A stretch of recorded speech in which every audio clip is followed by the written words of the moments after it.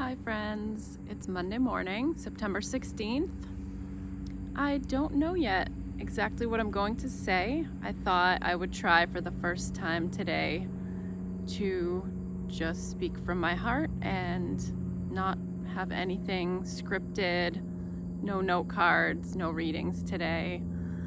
I've been thinking a lot about love and my journey with love, what love has meant to me, where it's brought me.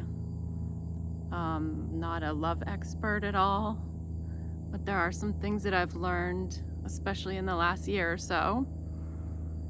I would say that over the last probably 7 years, I've gone through a lot of suffering.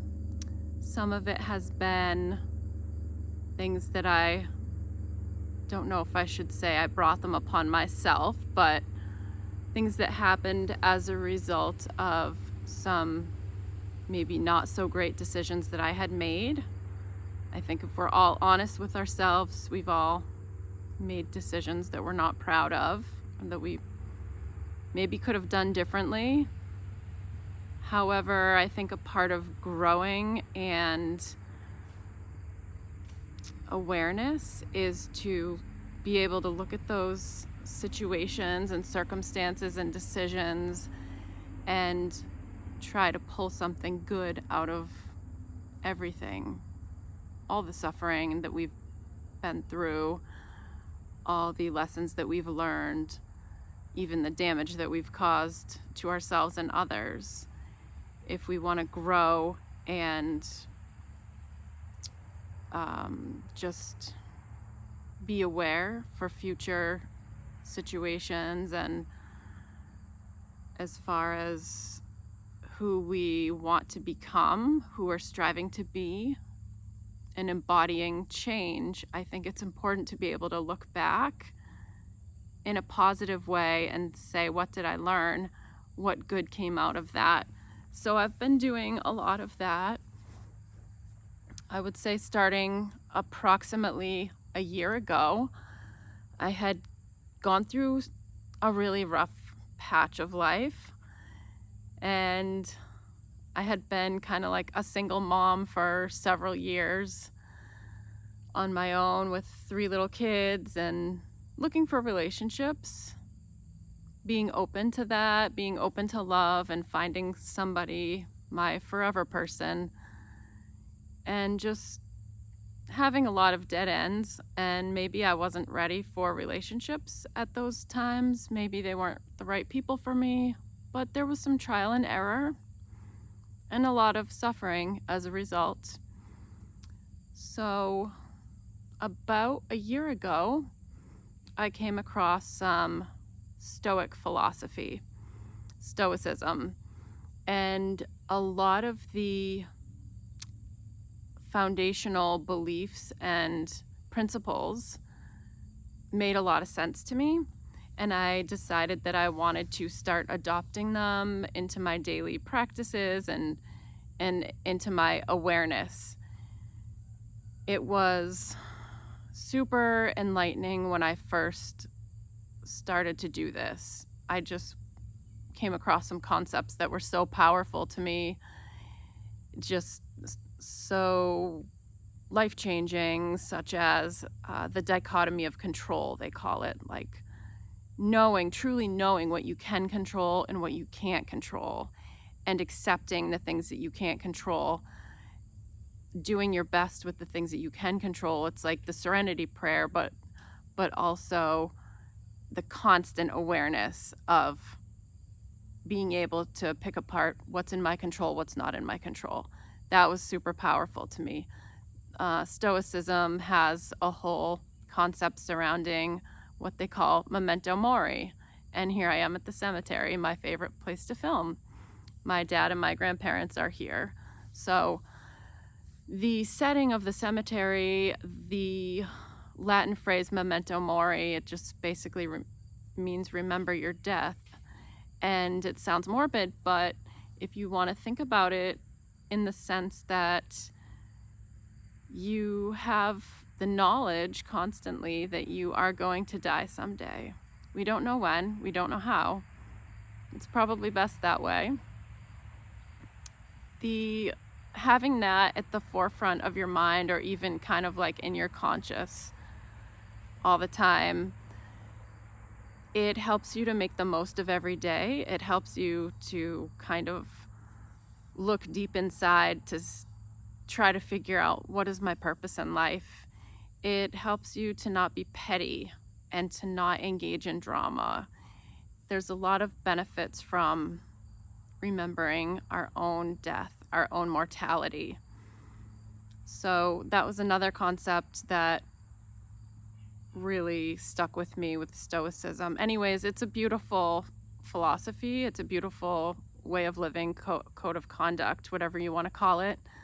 That was kind of the first thing that I came across. And then I just started listening to Alan Watts, Eckhart Tolle, some spiritual leaders, but also a lot of psychologists and more philosophy that kind of resonated with me and was helpful.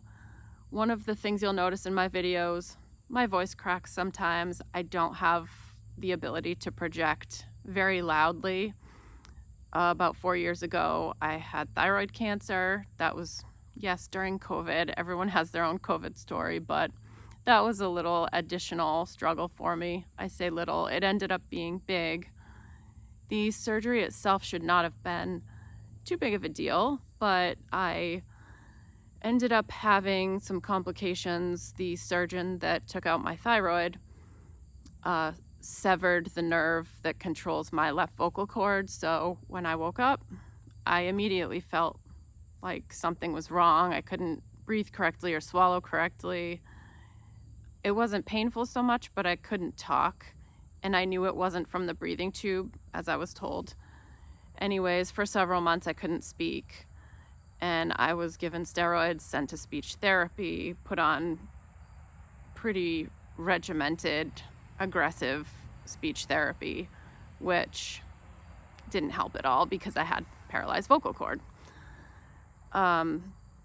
Looking back at that, I do feel like it was a blessing. It kind of forced me out of some career paths or jobs that weren't right for me, and it's sort of prompted me to pursue this path that I'm on right now, so I'm grateful for that. That's just me telling you why my voice cracks sometimes and why I can't project as well. After several months of having no voice, I did go to a ear, nose, and throat specialist outside of the practice where I had my surgery, and they were able to do a procedure for me to push the vocal cord that was paralyzed more to midline so that I could talk again, at least. I can't sing, really. I try sometimes, but it's awful. But I'm so grateful to have my voice back. I was trying to be a mom to 3 little kids while I had no voice, and it was a challenge, to say the least. We had different signals that we had worked out. Carried a referee whistle around my neck at some times so I could just give a loud warning if there was a safety concern, like my kid chasing a cat into the road or something like that. So I'm grateful for that point in my life. I learned so much from not being able to speak for over 3 months. Some of the lessons that I learned from that have carried over into this perception challenge that I'm creating as well. So I don't want to get too far off track, but I would say that earlier this year, it's 2024, earlier this year, I came to a point in my mental health, I'll say, where I felt so much relief and gratitude, and I can't think of the exact correct word in the English language, but I will say that I just reached a point where I felt extreme gratitude for the exact path that I had been on and the point that I had reached. And I was able to look back at everything that had happened in my life, whether it be some confusion from my childhood on, different things that I saw or heard or experienced, some confusion from relationships, frustration, some physical and mental challenges that I had been through and was still kind of wrestling with. I was able to look at every single situation and start rebuilding. The first step was to look at everything and realize if I hadn't gone through that, I wouldn't be here today. And I like where I am today. And I'm building on this and acknowledging and accepting and surrendering to my past. My past is my past. It is what it is. I started to realize, though, a lot of my past was based in perception and how I had chosen to see the situations during those times of my life that I was experiencing them. And I realized after doing some really good reading and searching inside myself, listening to very powerful lectures based ultimately in perception and awareness and our inner beliefs and values, I realized that it was possible to go back to my past and relook at some situations and experiences that I had been through and choose to start seeing them differently. And I know this is not for everybody. This isn't possible for everybody without some professional help, because there are experiences that are truly extreme and traumatizing. I don't consider anything that I went through to be in that category. It could be for other people, and it could be still for me if I hadn't gone about it the way that I did, I guess I could say. And I'm definitely still healing from a lot of my past. I do notice still I have a lot of triggers in relationships or with my family or with parenting. There are still a lot of triggers. But the cool thing is I'm very aware of them now. I feel it in my body. My body will tense up, or my thoughts start to go to a negative place. But the cool thing about practicing the perception adjustments and perception altering, reprogramming, you become so aware of when something doesn't feel right in your mind and your body. It's pretty amazing. So I've been able to just still put in some more reps and grow from my past, and it's going to continue until I'm not here anymore and until I die someday. But it's been, wow, I wish that everybody could do this and to see that you can heal from your past and you can go back to places that hurt and still hurt you today. And you can decide to look at those things differently, like from my childhood. And I know my parents did the best that they could. There are things that I struggle with, though, still. But I've been able to go back to most of those, almost all of those situations and say, like, I know that they were doing their best with the resources that they had. And I know that they meant well. And I know that everybody gets frustrated. Parents get frustrated, everybody. And sometimes we make the wrong decisions. I do it too. We're human. Let's celebrate being human. So slowly and surely, I've been able to go back and say, like, okay, this happened. Also, I can have compassion for whoever hurt me, or for myself even. And yes, I was right to have the feelings that I had in that moment. And I can also go back and have feelings of compassion, and I can blend my experience with some more compassion and empathy. And that can lead to forgiveness and healing for something that maybe that person's not there. Maybe they're not here anymore, but I can still go back and forgive them and have an understanding of why things happened the way that they did. So a lot of that was done with family situations, and a lot of it was done also with some relationship dynamics that I had been struggling with and trying to come to terms with.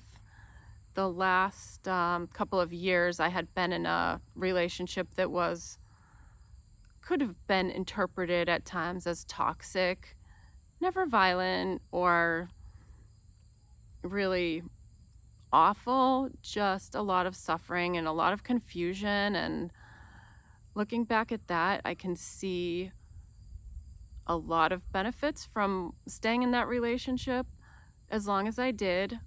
I didn't know at the time why I was in the relationship still, and it was very confusing.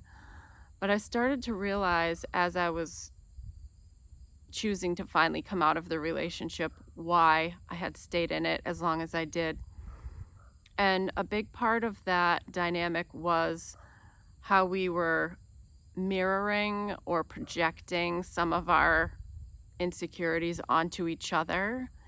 And there was a lot of accusing, victimizing.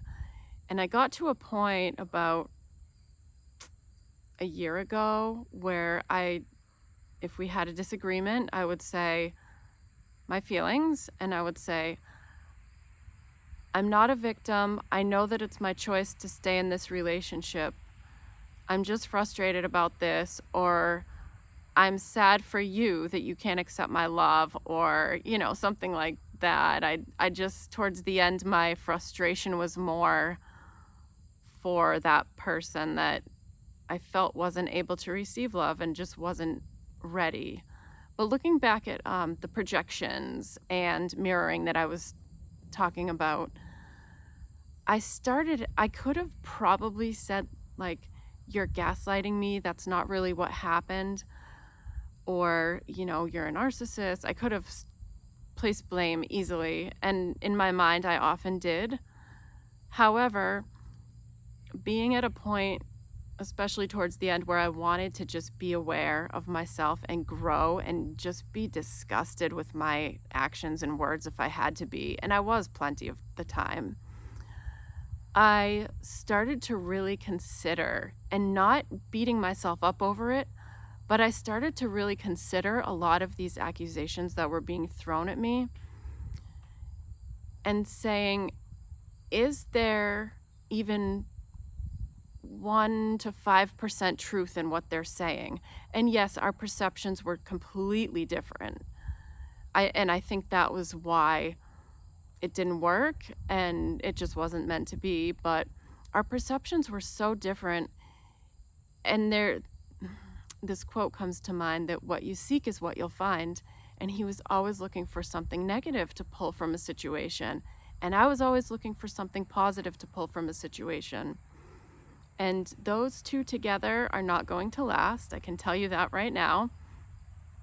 I'm not saying that people never change, because there's this wonderful thing called neuroplasticity, which allows us to retrain our brains and our way of thinking and seeing things, our perceptions, our beliefs. So it's not impossible to change. You can teach an old dog new tricks. I hate that saying, by the way. There's not much that I hate, but that's one I don't really love. The real trick is, the old dog has to be willing to learn the new tricks. And that's where the beauty of neuroplasticity comes in. And we can kind of retrain ourselves and our way of thinking and alter our perceptions, which is beautiful and powerful.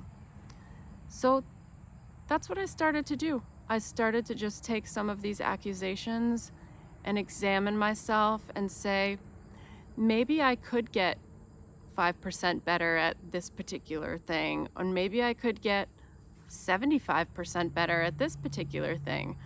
Maybe I could get 100% better at respecting myself and my boundaries and walk away from this situation. So this was very, very difficult for me to do. I felt this undescribable, unconditional love, or the closest thing that I've ever really experienced to unconditional love, with this man that just didn't know how to accept that love. He didn't have the capacity for it. And there's probably a whole lot of psychology behind that. That's not really my issue to try to figure out anymore. I spent a couple years trying to figure that out. Um, so as all this was happening, I began going back to church regularly. I grew up in a church that I went to up until I was late teens, probably. I moved out of my family home when I was 18, so I was on my own for a bit. There was a period of time where I was not allowed to see my younger siblings because my parents were concerned with me moving out of the house at 18 years old and living a lifestyle that they hadn't brought me up to live. Nothing terrible, but just wasn't on the path that they had hoped for me. And for a period of time, I wasn't allowed to see my younger siblings.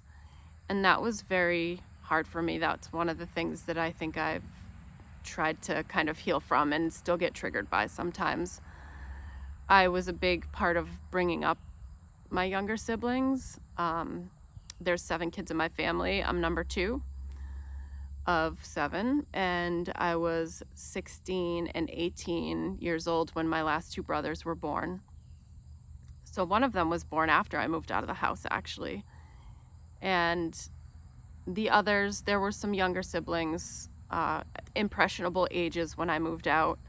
So I would sometimes go to church when I was 18 just so I could see my siblings.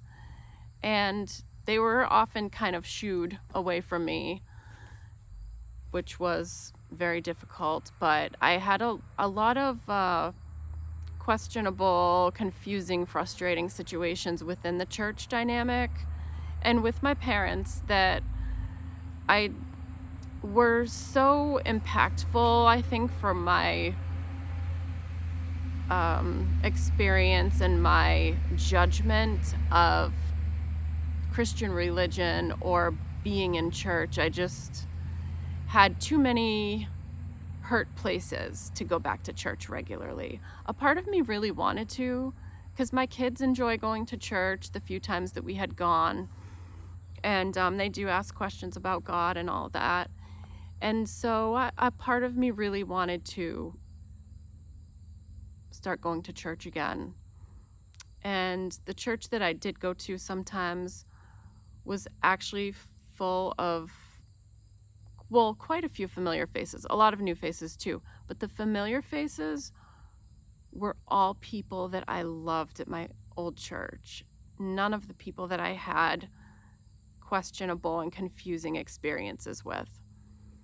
So a part of my healing process and my suffering with my ex-boyfriend was to bring me to a point where I needed to go back to the most hurtful thing in my life and try to heal from that, which was my church and my family experience. And I'm not putting blame on anybody.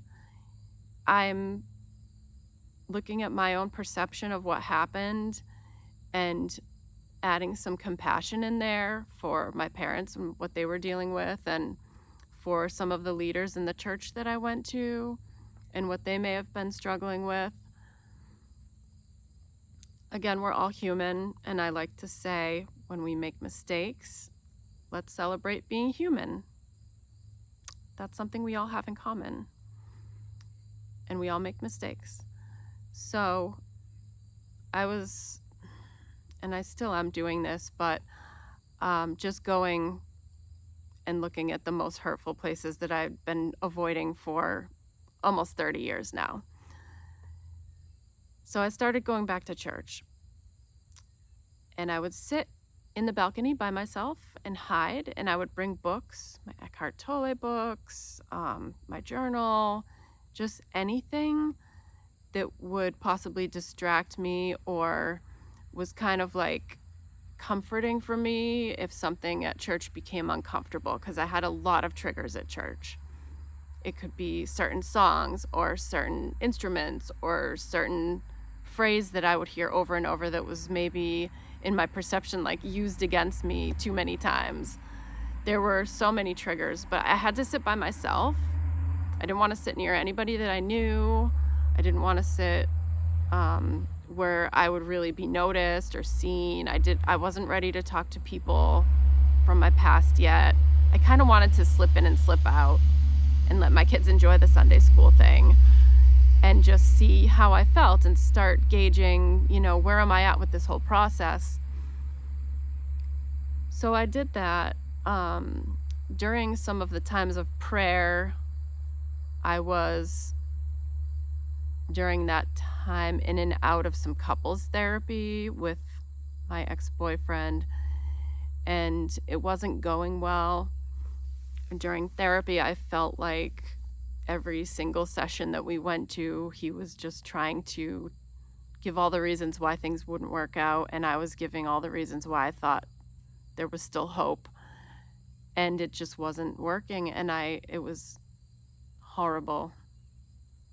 A lot of suffering, a lot of sadness, and just complete loss of control over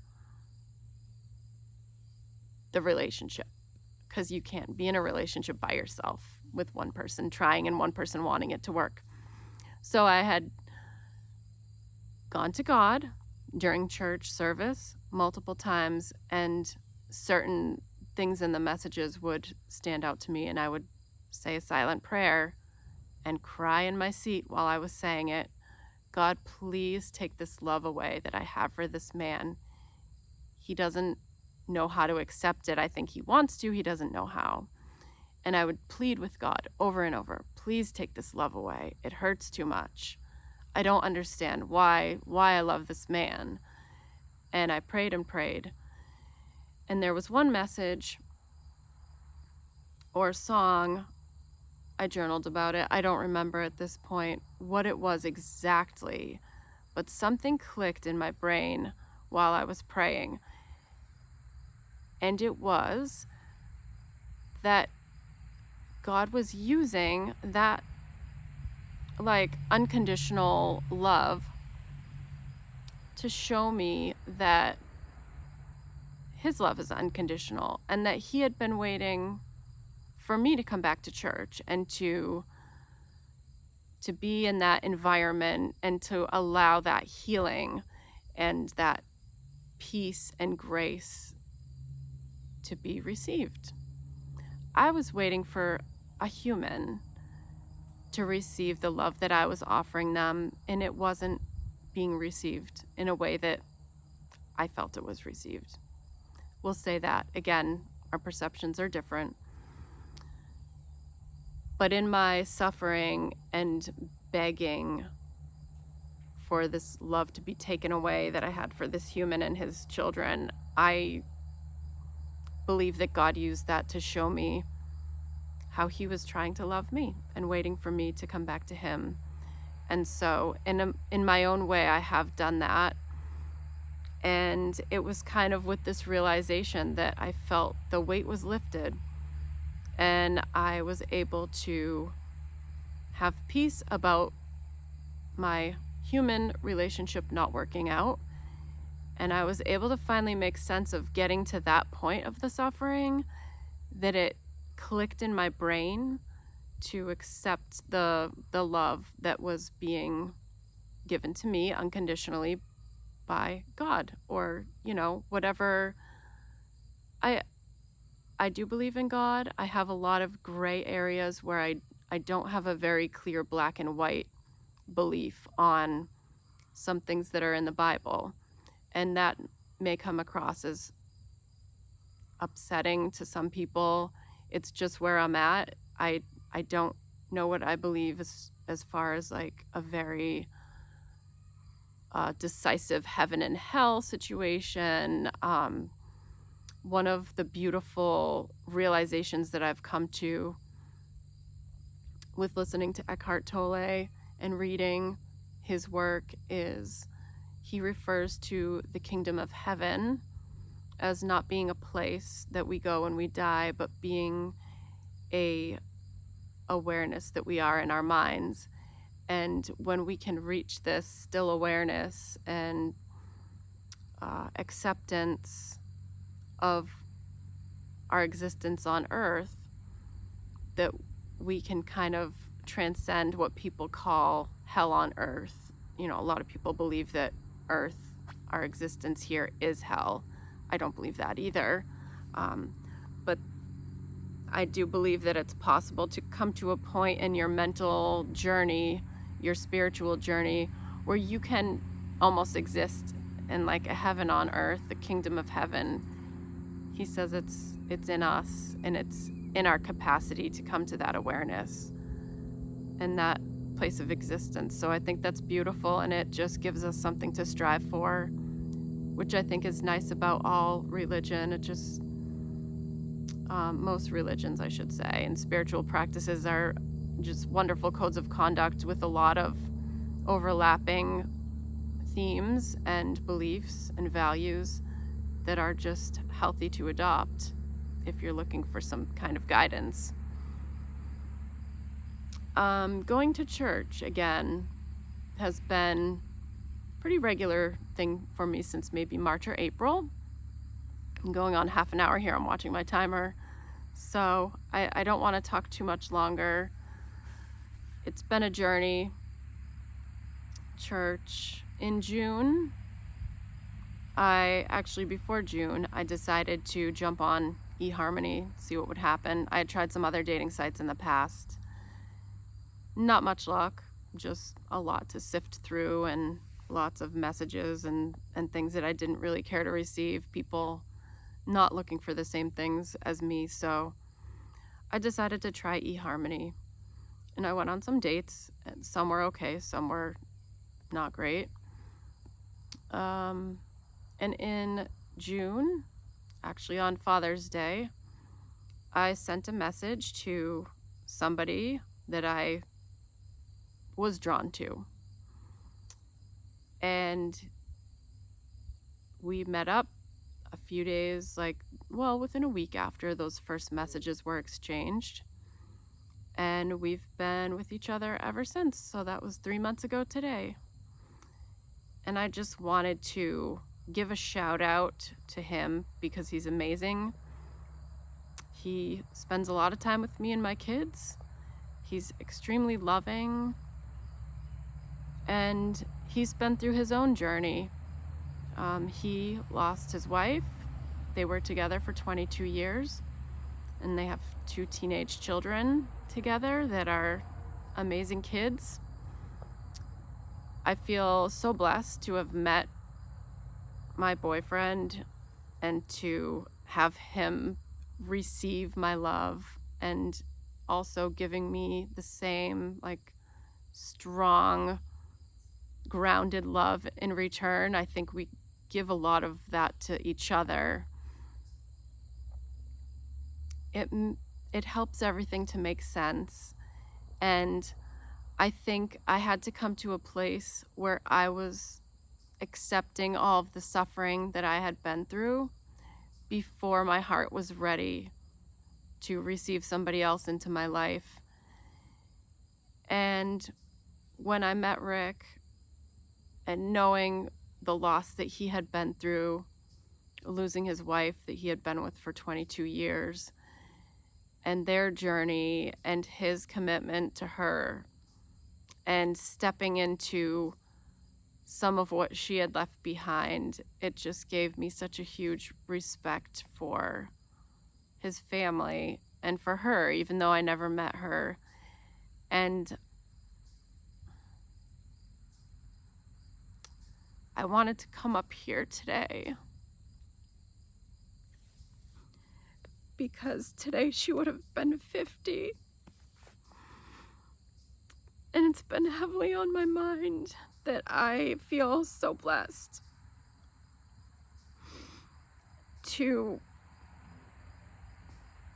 be in the life of somebody that another woman had not taken care of, but they took care of each other. But she loved Rick for a long time, and she's not here anymore, but I get to love him now. And he stayed open to finding love again, which I think is amazing. And I think I've done a good job of letting him know that he could just talk about her anytime and keep her memory alive. And I want his boys to know that too. I think acknowledging each other's paths and being able to talk about the good and the bad and the hard and the easy and the carefree and the deep, all of it, it's so important, and we can do that. There's a lot of humility and vulnerability involved with this process. Just examining our perceptions and allowing the emotions and letting ourselves be vulnerable, and just continuing to look for the good in people and situations, even though maybe you've experienced a lot of hurt and pain and suffering. So this video is dedicated to Rick's wife. Happy 50th. And I don't really know what else to say, except that I'm super grateful for him and his love and for this whole journey. And I still have hard things every day that I have to figure out. And even when I can't control my emotions, which yes, that does happen, or my patience with the kids is thin, I'm aware of that happening. I know that I'm being impatient, and I think that's a large part of growth and just every day trying to be a better person. And every day realizing the impact that we have on so many people. It starts at home. Mother Teresa has a quote that I've thought a lot about over the last few years. I came across it a few years ago. She says, if you want to change the world, go home and love your family. And to me, that really resonated, and I might have said a big giant internal F-bomb, yeah, wow, let that sink in. If you can't go home and love your family, you're probably being a hypocrite, and that's hard for a lot of people to realize, or it's hard for a lot of people to embody, if that's the right word. It's something I'm working on still. I'll always be working on it. Family triggers me more than anything, so I think that's it for today. I hope you all remember your own deaths in the best possible ways and use that to live every day to its fullest. And don't be afraid to love. Don't be afraid to forgive people that haven't said sorry. Don't be afraid to try to look for something positive. Look for a gift in something terrible that happened to you. And yeah, have a beautiful day. Bye.